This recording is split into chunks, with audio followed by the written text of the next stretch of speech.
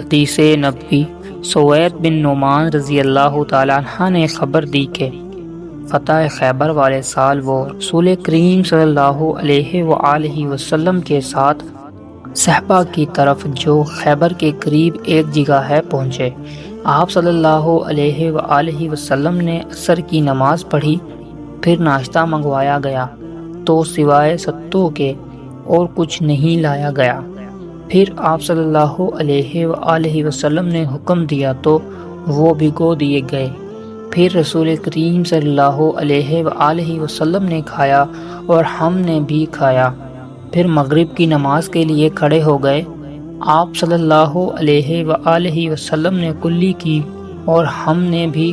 پھر آپ صلی اللہ علیہ وآلہ وسلم نے نماز پڑھی اور نیا وضو نہیں کیا۔